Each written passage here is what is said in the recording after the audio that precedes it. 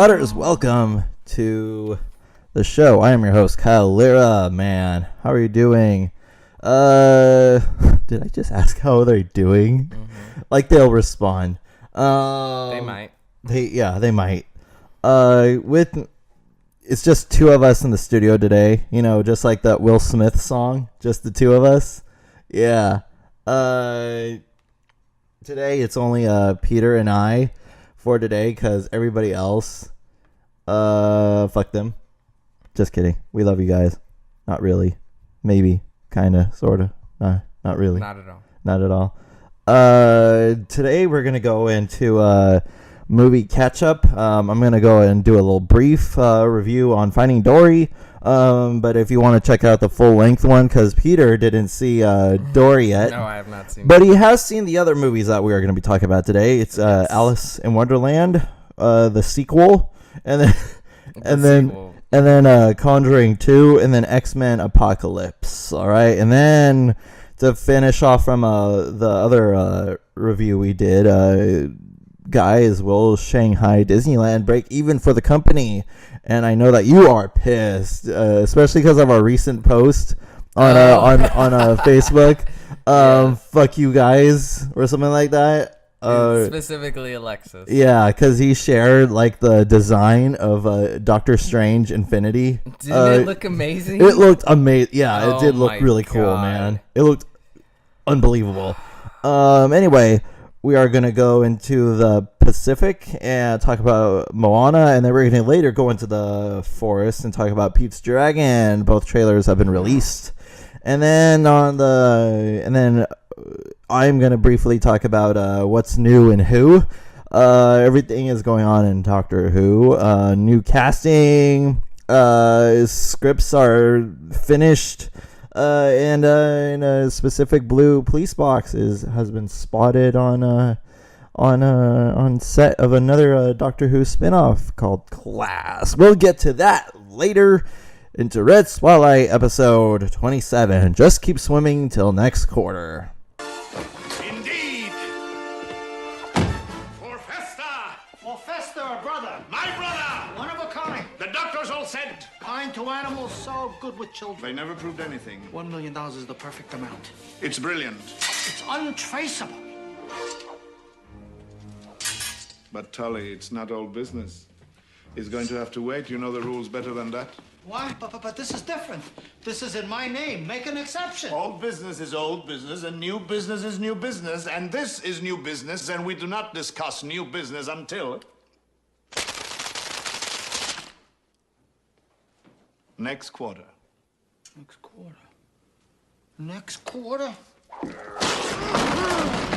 Fine lunch, but your riposte, a tad rusty. And we are here today. I have with me Peter Martinez. How are you today, sir? I am terrible. What's up? That is amazing, sir. That is amazing. He says with zero enthusiasm whatsoever. Yes, sir. Movie catch up. Finding Dory. Other than that disruptive audience we saw it with, fuck them, seriously. I mean, adults. Yeah, fuck children. Adults, I get it. You want to see something from your childhood, but it's your damn fault for procreating in the first place. Maybe you should have just waited for a little bit and then have. I would say it's just more parents today. Like they just let their kids run around. Yeah. Well, yeah. It's because they don't know it. We gotta hit our kids again. We gotta hit our kids again. We here are endorsing hitting kids. Yes, we endorse it wholeheartedly. You know, Completely. we need a metal rod. Teachers should be able to hit your kids again. Yeah, Who else? Any adults? Dude, the schools would be fucking amazing again. You see kids with their asses bleeding. That is okay. And moving on. Anyway, so Finding Dory, it was a nice little sequel to Finding Nemo.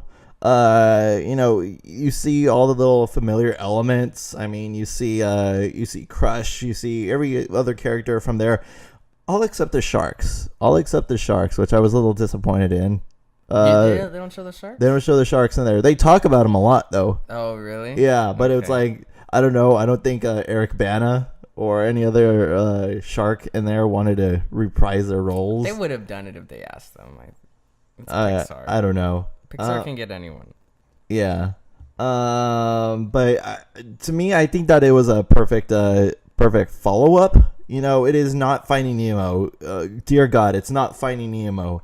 But I did have but from the little fun that I did have in that viewing experience, I did have a little bit of fun with it. I will say I'm getting so many mixed reviews when it comes to this film. Really? So yeah, some people are like, "Oh, it's incredible." Others, it's like it didn't. Fuck this movie. Not that fuck this movie, but more of like this really didn't need to be made at all. Like it's really whatever. So I'm real. I gotta see. This is something I gotta see myself because it's like gotta see it right to now, believe it. Yeah, I don't know where I would. You don't know where your allegiance stands on. Not Finding Dory. allegiance. It's not like. Have you sworn an oath to the First Order? It's just like I don't know where I'm gonna stand as far as quality of the film. Like Allstate. I have a feeling, I could be wrong, but I have a feeling for me it'll be on the same level as Monsters University. Really? Did you like Monsters University? I liked it. Like I think it was a good film. It was a solid film. It did not need to exist. I did not like it. I thought it was okay. I would have more preferred a sequel to Monsters Inc. more than a prequel. I mean, it kind of I felt like my time was wasted. I liked the message they sort of tried to send. Yeah, but it was just kind of like a be yourself kind of. It was I liked the message, but it was just kind of tacked in at the end. Yeah. The whole movie leading up to that was a very like by the numbers like college movie. College like this is the nerd, the jock. Yeah, if I wanted to watch a college movie, I would watch Animal House. Yeah, it's and it's not bad. It's just very. No, it's you'd expect more from Pixar. Well, they tried to shove it in at the end. But to me, because it was so by the numbers, I predicted everything that would happen. The only cool parts were the familiar elements from Monsters Inc. Like when they went to the scare floor, where they're looking through the abominable snowman's cameo at the end.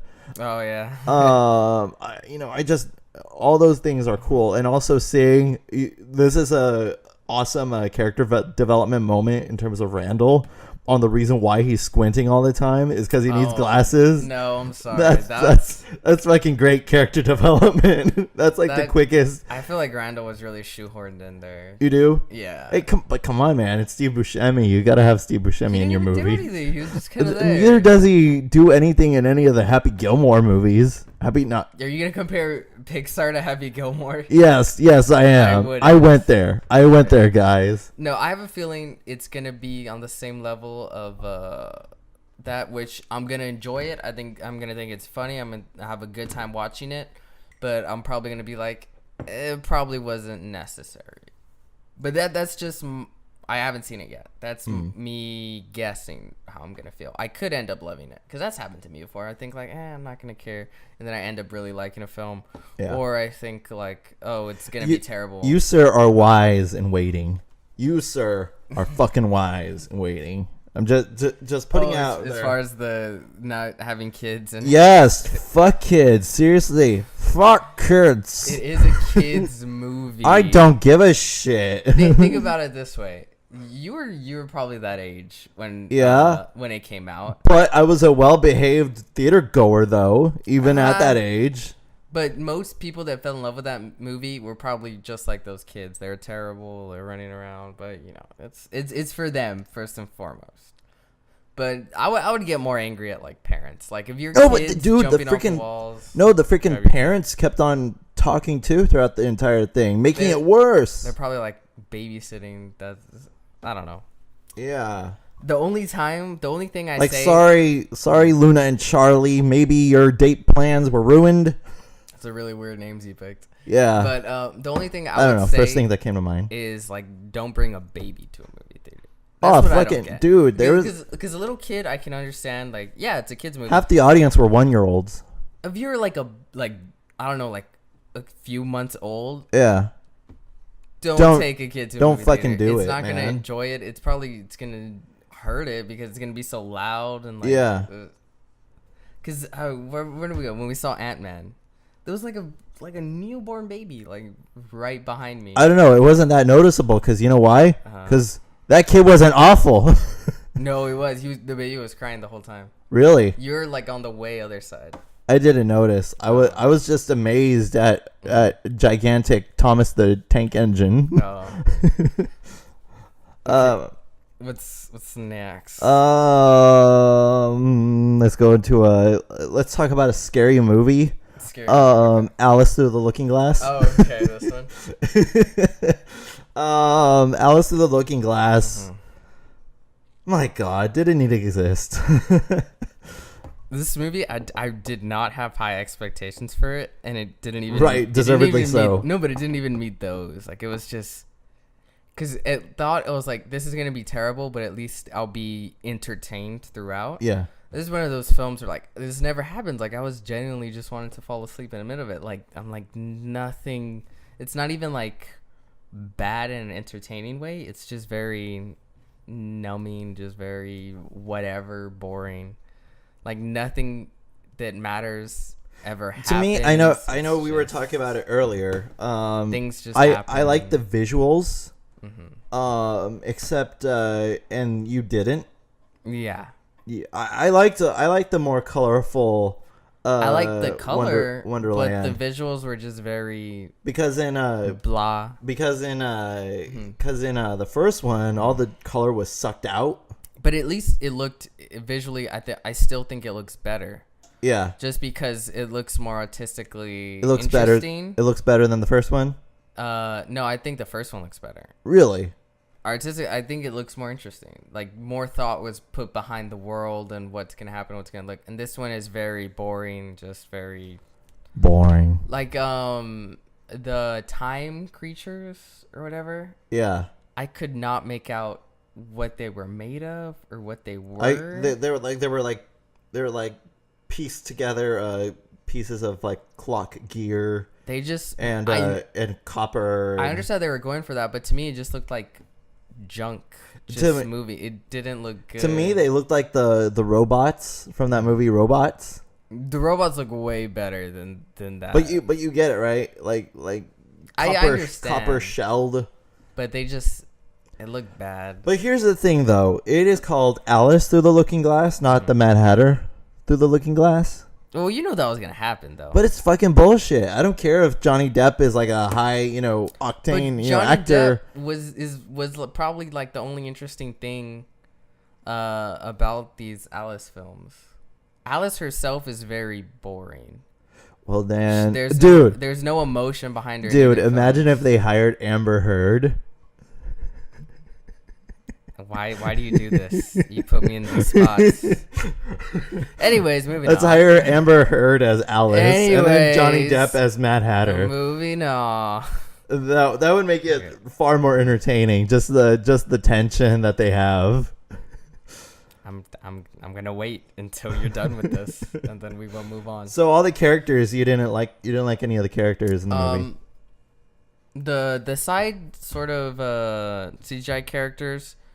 They really didn't get much in the first film. Here they get absolutely nothing. Yeah. No, I would feel it kind of feels like their lines weren't even written into the script. Just like after they were done filming it, they just threw in like little one-liners. The thing about Alice in Wonderland is that it's supposed to have no plot, and they made a huge mistake in giving these movies plot. The one thing that they're not supposed to do, they do.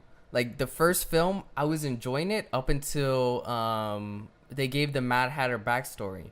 And I'm like, why does he have a backstory? Who cares? Yeah. It's supposed to be like this sort of magical realm where they haven't always just been like this. They're always having tea. Yeah. There's no backstory.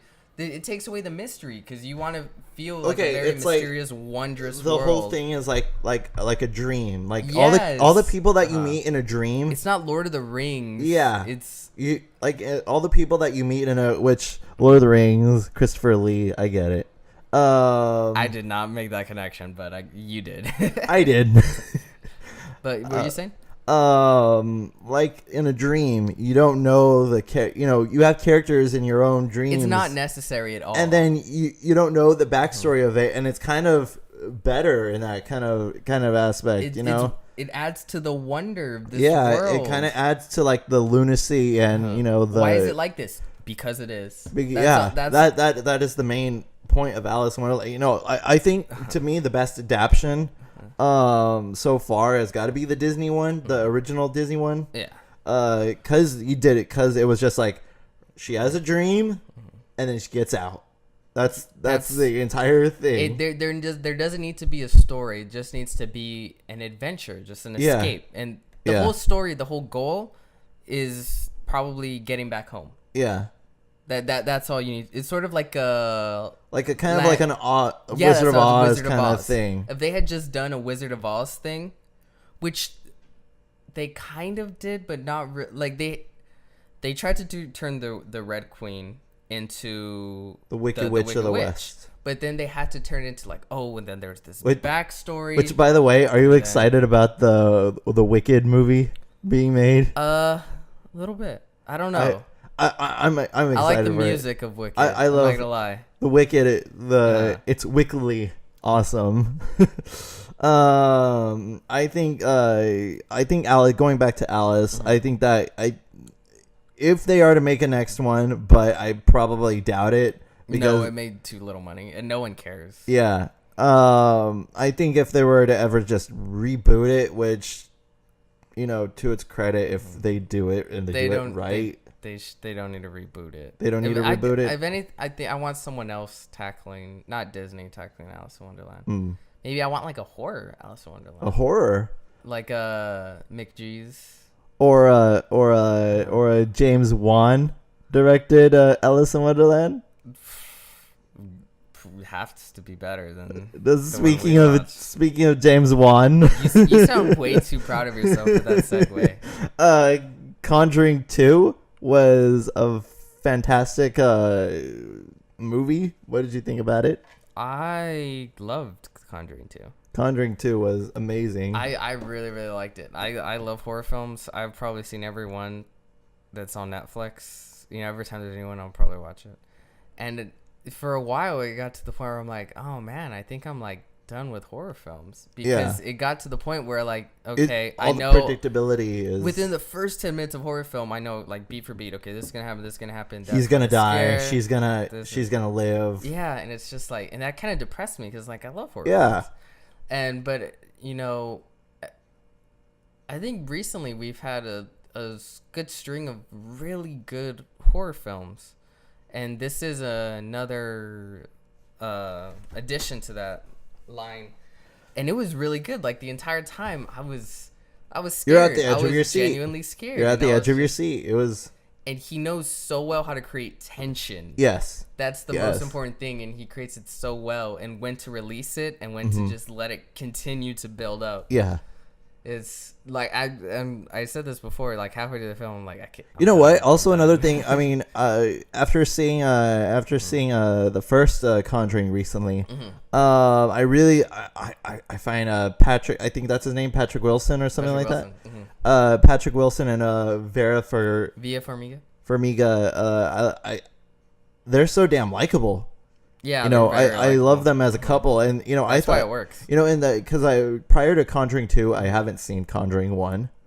Oh, you saw the Conjuring 2, and then you went back to see the Conjuring 1? Yeah, I saw Annabelle. Annabelle was not good.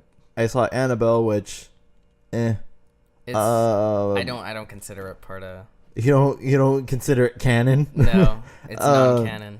And then in Conjuring 2, I was like, because I saw they're a couple, and I thought it was gonna be like a by the numbers couple, but no, you actually give a shit about them. Yeah. Another character that you give a shit about is Janet, the little girl in the movie. She was amazing in the movie. Like, oh my god. Like when she, like I one of my favorite scenes of the movie was when Vera and Janet were on the swings together, and they were talking, and the way that she said, she's like, "What is it telling you now?" And then she's like, it wants to kill you, and just the pain that she's like saying that the demon won't let her sleep, it won't let her do all these different things. So you genuinely feel like crap that that this stuff is happening to her. Well, I think even more so than that, what she's really good at doing is selling her fear. Yeah. You see a lot of scary movies, and you could tell that it's like, oh, like they turn around, scream. They're not really scared. Like you're able to see almost the acting. Yeah, you could. With her, like she really sells her fear. When she was under the covers, and like the little flashlight was on her, and you're like, oh and my her eye God, when she was like panting like really hard, like this poor little girl, and it's like she's acting though, and I was like, she did a really good job. Yeah, I wanna see more of stuff with her. Next Captain Marvel. No, I'm kidding. No, I'm kidding. I'm kidding. You look so disgusted. She's like, what is she, like 6? We could have a 6-year. Well, our first preteen. She's not 6. She's like 11, maybe. No, 10. I don't know. Our first preteen Avenger. That would be amazing. How about no? The youngest so far we have is Spider-Man. And you know what? I did see the first Conjuring, and I liked it, but I wasn't like in love with it. Yeah. The way I kind of am with this one, but I liked it. I was like, oh, that was a good horror film. Yeah, it was nicely paced, and the thing is that I really love James Wan's directing. I mean, he actually gave a shit with his shots. I mean, most directors. I mean, like I like Wes Craven, but when he does like horror movies, it's just like, scary shot here, scary shot here, scary shot here. But no, he actually lets the camera. He's kind of like the J.J. Abrams of horror. Less lens flares though. Yeah, well, that's a given. You know what I haven't seen yet, and I don't know if you've seen it, and you tell me if it's good or not. It's the Insidious films. I've seen parts of both movies. I haven't seen the first one. I haven't seen the second one, and I haven't seen the third one. I was going to stay away from the third one regardless because he didn't direct that one, but I heard that it's actually pretty good. That's not canon. No, if it's good, it's canon. Oh, okay, so the prequels aren't canon. What? What are you saying? I don't understand. That's great. Are you talking about Star Wars: The Clone Wars? The television cartoon series? That's an amazing prequel. That's why I'm kind of iffy on like how they're doing the Nun movie. Like I understand as a studio, it's like the same thing with Annabelle. Yeah. Like I get it. Yeah, they're sucking the cash cow's dick. But it's not. I don't see it as that bad because it could still be a good film. Yeah. It gives an actress work, for the Nun and stuff, and it could end up being really scary. Yeah. But I'm just after Annabelle was just kind of. But you know what? After seeing the the ambiguity aspect of the Nun, after seeing those things after seeing Conjuring 1 and Conjuring 2 and just seeing subtle hints of her and just seeing her full throttle presence in this movie, I think that seeing not knowing who she is, all that we know is that she's one of Satan's demons. That's one of the pitfalls with movies today. If it's successful, one of the reasons it's usually successful is because that's like one of the great things that the original Star Wars did is there's a lot of just unanswered mystery. There's a lot of unknowns. You don't know the way the world exactly for example who these aliens are, how they work. For example, that's what's really great about it. Yeah, continue. Like an excellent example is the first fight between Obi-Wan and Vader. All you know is that they used to be friends and now turned enemies. Or even the cantina. Yeah, a lot of those became fan favorites because they're like, "What is this? Who are they?" Like they're looking at like a butt-faced alien. Yeah. And they're like, "What's his story?" or "What's his story?" Sometimes it's more interesting just to ask. And then you create your own stories for all of them. Like Boba Fett, you didn't know who he was, you didn't know what his beef was, and then all of a sudden, episode 2 force fed the story to that. Yeah. And it kind of ruined it. Yeah, it kind of ruined the badassness of. Now we know that he's just a whiny bounty hunter now. You know, it's like also with like kind of like what they did with Vader. You know, now that we definitely. And then we found out that he was a whiny bitch. And you now know, it's the whole past few years is just trying to fix him as a character. Yeah. And you look back at like westerns and stuff, how they have like the hero with no name. He just rides Clint in, Eastwood's saves the town and then rides off, and it's like, who is this guy? If you had a whole like major like you don't know to who that guy is, like in the Unforgiven, you know, Clint Eastwood's character, all you know is that he's a disgruntled farmer, and that's it. Yeah, you know, and then when he leaves, like he's like you don't know what his motive of saving all of them, other than he's just a good person. Kind of thing, and he's like, I don't want you guys killing no whores in my town again. You know, after that was a badass thing. You know, it kind of takes away from the badassness. So if they do something like The Nun, you know, it'll kind of take out the badassness. Because is better when you show less. Yeah, because I genuinely felt terrified and threatened with that nun. In that one scene in the office. Yes. Oh my gosh! And then when it was like grabbing that, I was like this. Shit, Vera, run! I was like, no, run. No. You know what's great is I hate dream sequences. Yeah. In most films, but this one was amazing though. One of my favorite parts of the film is the dream sequence. Yeah, it's because it's kind of simultaneously working in the real life as well. The reason why I like it is because it's necessary to the story. Yeah, it's necessary. A lot of times it's just there. It's like in Jurassic Park 3, Alan. I would never take that out. I love that. Alan. Whoa. What are we talking about? What are we talking about? Yeah. Oh, Conjuring 2. Conjuring 2. Yeah, oh my gosh, I almost said Conja Club. Tell that to Conja Club. Conja Club. I think that it is a really good. I want to see more. I really want to see a third one. If this is a peak point in the resurgence of the horror film genre, then by God, this movie, you know, is the Godfather of the modern era. I wouldn't go so far as Godfather, because I'll be honest. Have you seen the Babadook? No.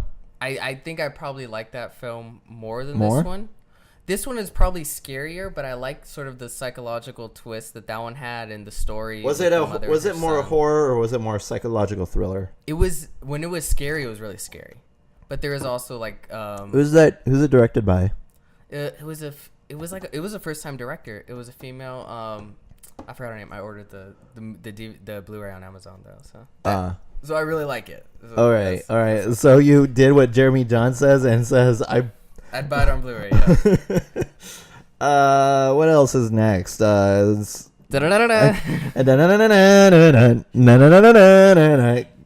fucking love X-Men.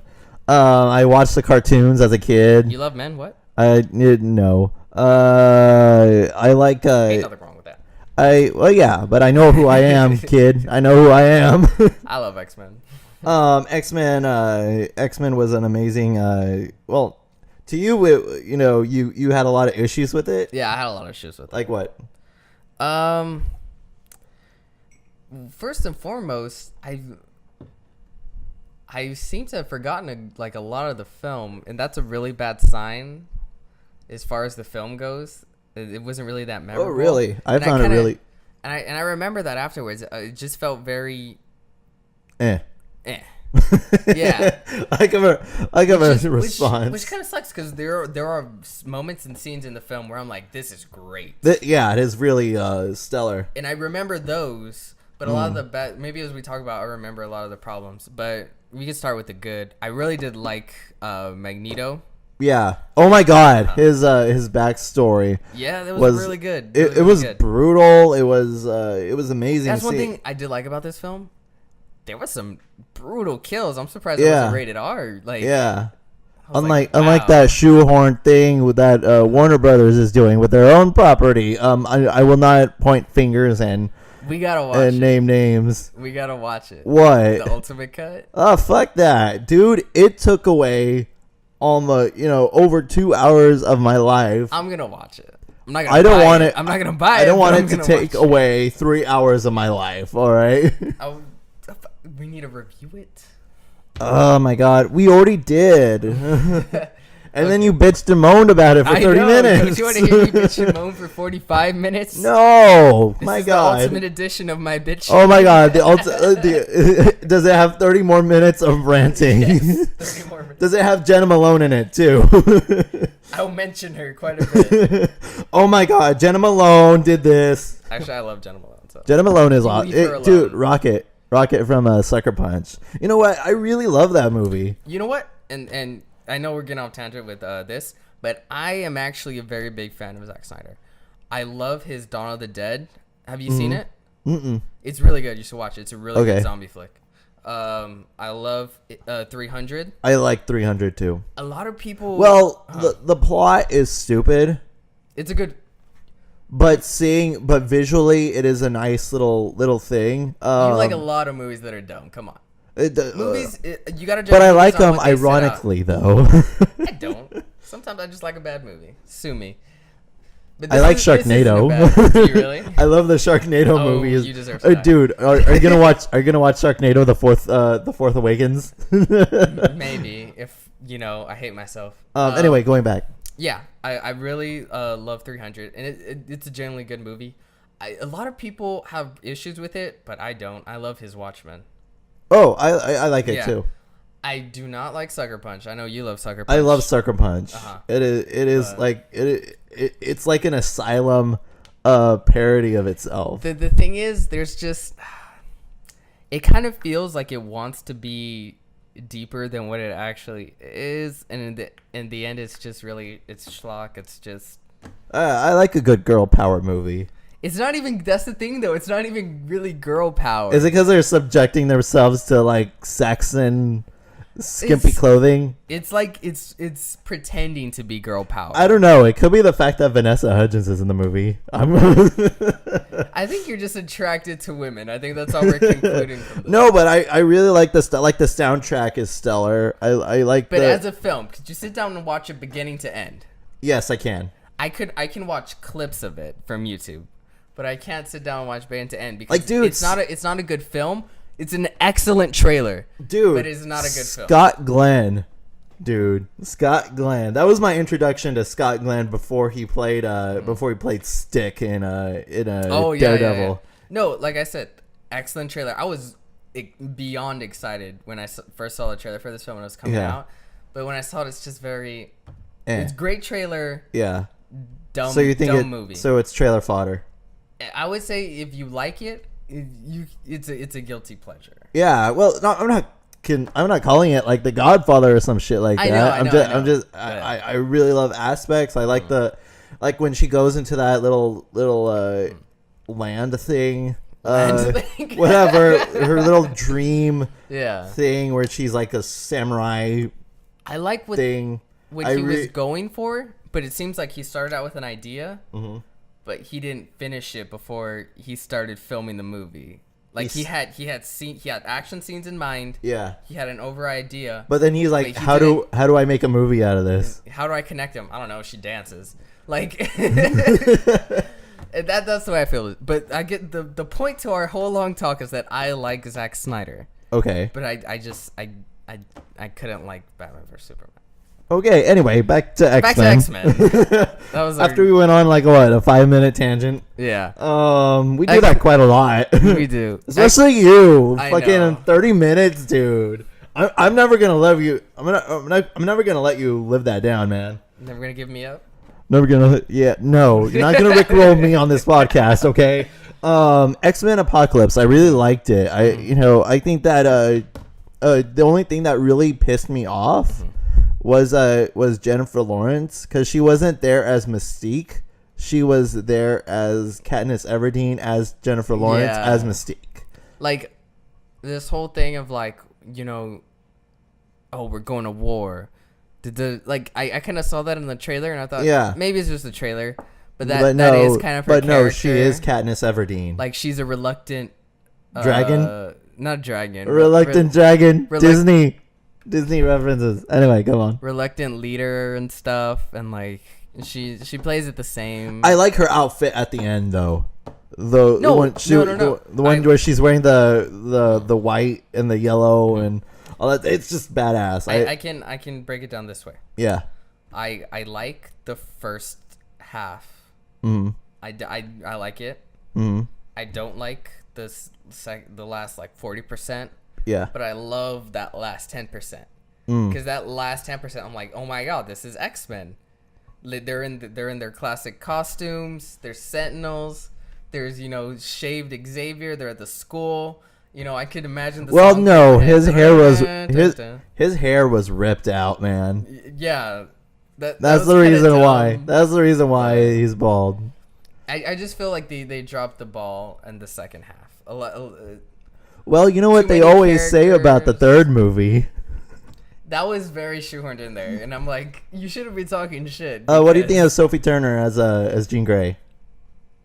She's fine. She's okay. I liked her. I like her just because I like Game of Thrones. But you like the fact that she's Sansa Stark. Yeah, but if I didn't, I would just be like, yeah, she's Jean Grey. Okay, who's a better Jean Grey, Famke Janssen or Sophie Turner? It's probably biased, but Famke Janssen, just because I grew up on that. Yeah, like that's what I know as Jean Grey. That was my first introduction. She's my sexual awakening. Why do you turn everything so bad? Trying to have a intelligent conversation, and then I'm completely degrading it. Yes, you are. Like the whole thing with Wolverine was really shoehorned in there, but it was a cool sequence, nevertheless. It was a cool sequence, but like I said, the whole Horseman aspect was useless. Hey, dude, at least we gotta hear Metallica's Four Horsemen. I guarantee you, no one is excited as you are about that. It's not worth like shoehorning in 4 characters that don't do anything.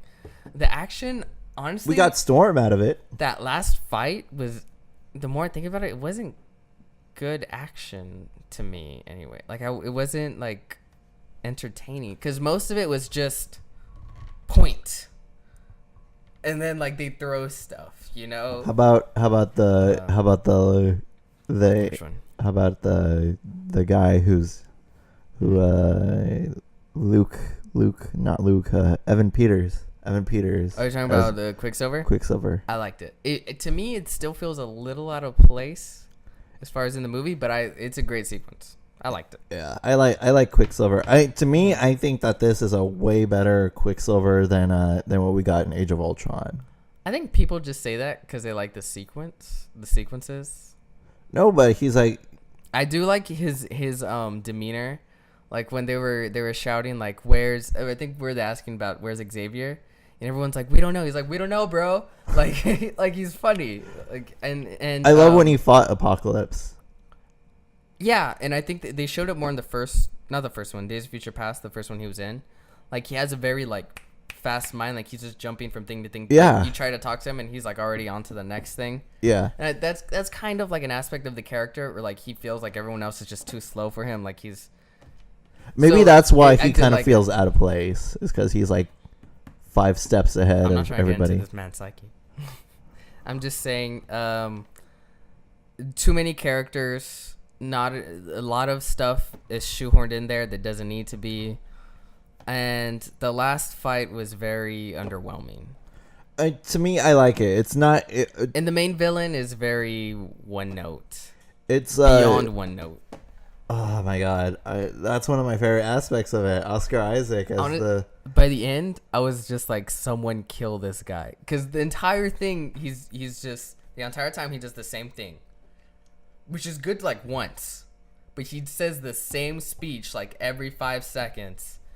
We will make them fall, from the ashes of this world. Like says like the same is that your Apocalypse impression? No, because I can't make it to like have my voice have multiple voices at the same time the way they do. Oh, you can't auto-tune your voice. But like every single time he starts with the whisper with like the most like cliche speech, and then slowly starts screaming from the ashes. But he says the like almost word for word the same stuff, like 5, 6, 7. It's kind of like what the Incredibles went through. It's saying, oh, you got him monologuing. Yeah, but that again, that's like a joking about it. To me, it was.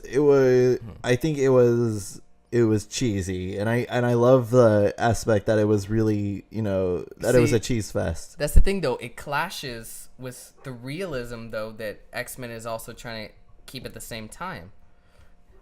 Like the whole thing with Magneto's family and dealing with real world issues like Auschwitz, and then putting it next to this really over the top, really cheesy character. To me, it never was able to mesh. And it for me, it was more of a thing of show, don't tell. Because they kept telling me about what he feels, but it's show me something without him having to literally say it, word for word, over and over and over again. They did a really good job with it, Magneto. But then everyone else was just kind of their story beats drop in and then they drop out and then drop in and drop out. I did like it though. I don't know. I was entertained. I was thoroughly entertained too. So we talked Finding Dory, Alice, Conjuring 2, and X-Men. Let's go to China. All right, let's go to China. Let's go to China. I love China. Shanghai Disneyland. Will it break even? Because this, I hope to God it because does. this weekend was opening weekend. Oh, was it officially opening weekend? Yeah. Tiffany, you don't know her. She's on the channel. She's on the YouTube channel Thingamavlogs. And Tiffany Mink is right now. She's live tweeting, and she's Did she travel all the way to Shanghai just to go to Disneyland? Yeah, that's commitment right there. That is commitment. From what she's saying and all the pictures is that she's having one hell of a time over there. So that's great. Unfortunately, the mass audience couldn't attend opening ceremony because that was only reserved for business people, the media, and assortment of jams and jellies, allowed there. So, unfortunately, the mass audience couldn't go to the opening ceremony. But other than that, everybody else is. I don't know, the final numbers haven't been put in yet as of yet. Yeah. But it looks like a lot of people are coming to see it. That's good. So even people going outside of the park and peeing outside of the terraces. So so do you think it'll break even? It better fucking do it, man. I mean, that's my thought. It better. For all the stuff they did to make this thing happen. It's a little over $5 billion, man. Oh God! They have to break even now before they do anything else. I mean, yeah, the movies are doing good. Finding Dory, just made a lot of money right now. Okay, that was my dogs. There was I think that it should. It should. Probably with the next two movies coming out, Moana and Pete's Dragon. Peter, did you see? I saw you reacted on the Barely News Crew with Mr. What's his face? Alexis Soto. Oh, that fucker, Alexis Soto. Get out of here, you fucker! I don't think anyone's gonna get that reference except us. Anyway, yeah. I think. What did you think of Moana and Pete's Dragon? I really liked Moana. I'm definitely looking forward to Moana. Pete's Dragon looks very, It looks like it's gonna come in theaters, do whatever, and then go out, and then we're gonna forget about it. That's my guess. Kind of like the original Pete's Dragon. No, the original is a beautiful film. I really like the original. Does it have to do with the name Pete's Dragon? Maybe it does. Yes. You kind of have the hair. You kind of have the hair that Pete does. But even then, it's a good kids film. Now, is one of your cats named Elliot? No.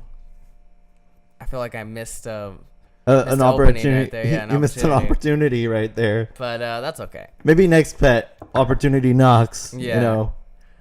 But it just looks very by the numbers. Like we've sort of seen this before. Mm-hmm. What do you think? Have you seen it? I saw the trailer. Yeah.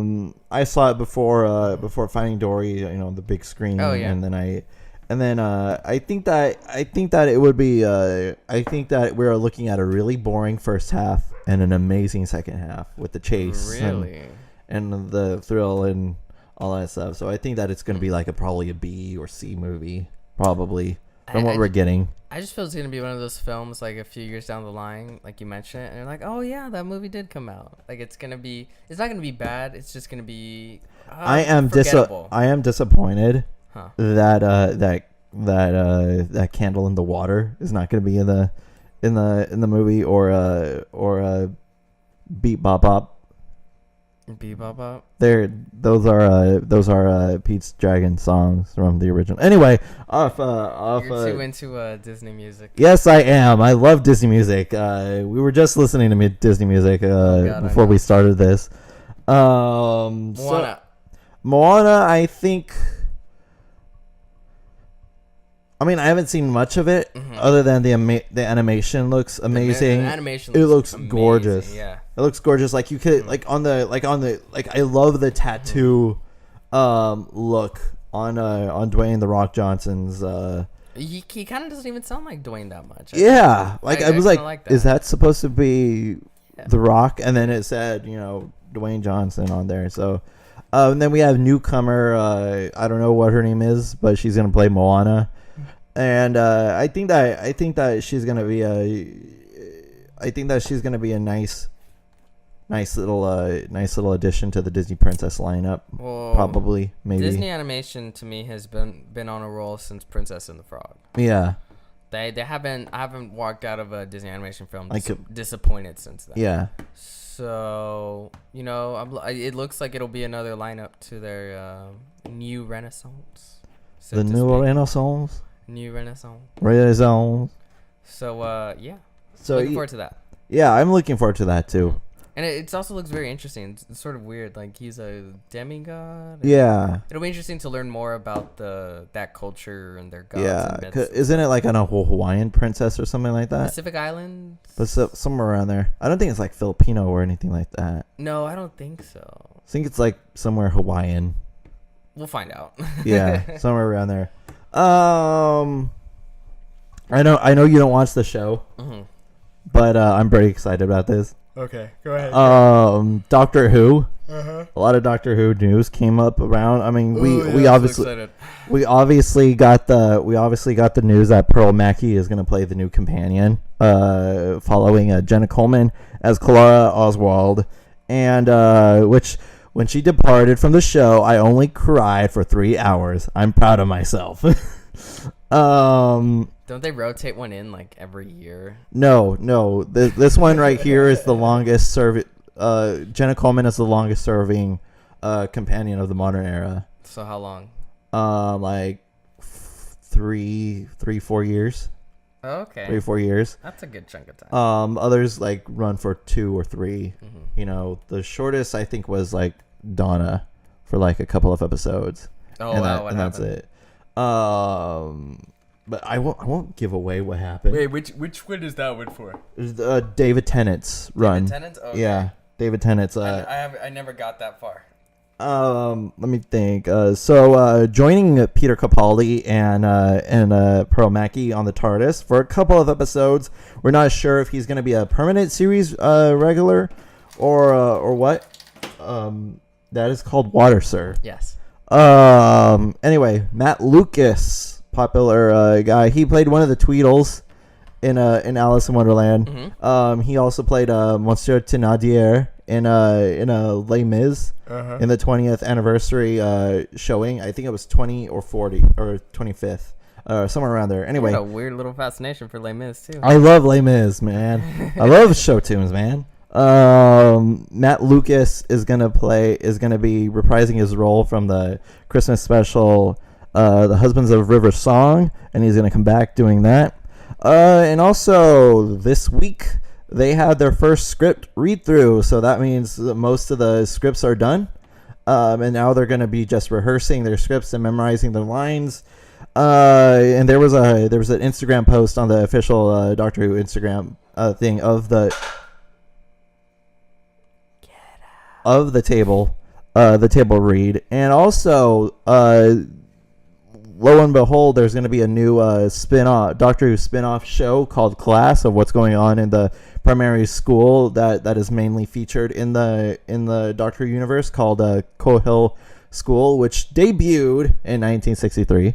What is that? I have Cohill. Well, that's why you have to watch it, good sir.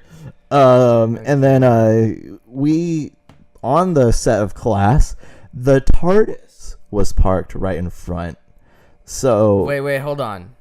Are you telling me that the spin-off of Doctor Who might actually have Doctor Who in it? Yes. Well, it's because my mind is blown. Because for the two past spin-offs, there was one called Torchwood, and then there's another called the Sarah Jane Adventures, which is a spin-off of the shows. Both have ended.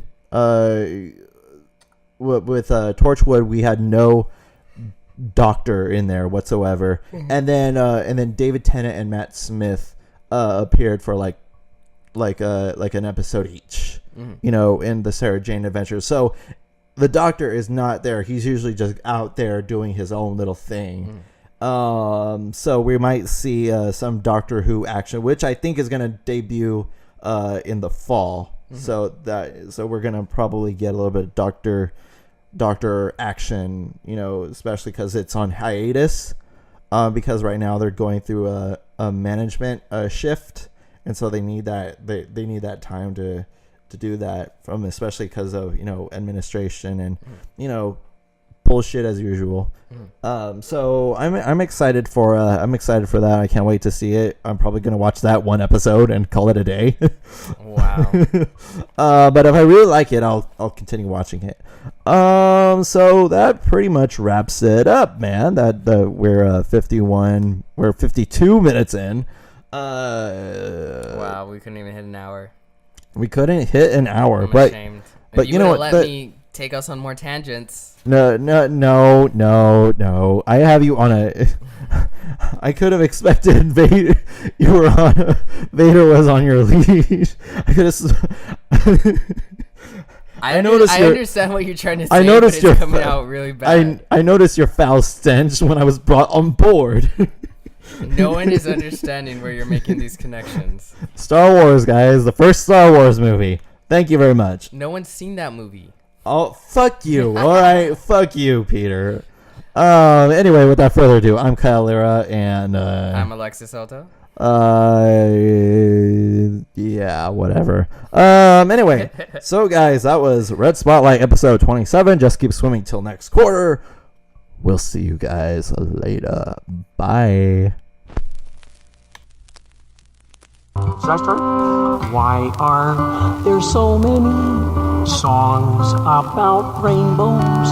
And what's on the other side? Rainbows are visions, but only illusions. And rainbows have nothing to hide. So we've been told, and some choose to believe it. But I know they're wrong, wait and see. Yep. Someday we'll find it, the rainbow connection, the lovers, the dreamers, and me. Wow, I wish I could sing like you. Who said that every wish would be heard and answered? We wished on the morning star. Well, somebody just thought of that, and someone believed it. And look what it's done so far. What's so amazing that keeps us stargazing? What do we think we might see. Someday we'll find it, the rainbow connection, the lovers, the dreamers, and me. All of us under its spell, we know that it's probably magic. Have you been half asleep and have you heard voices? I've heard them calling my name. Is this the sweet sound that calls the young sailor? The voice might be one and the same. I've heard it too many times to ignore it. It's something that I'm supposed to be. Yeah. Someday we'll find it, the rainbow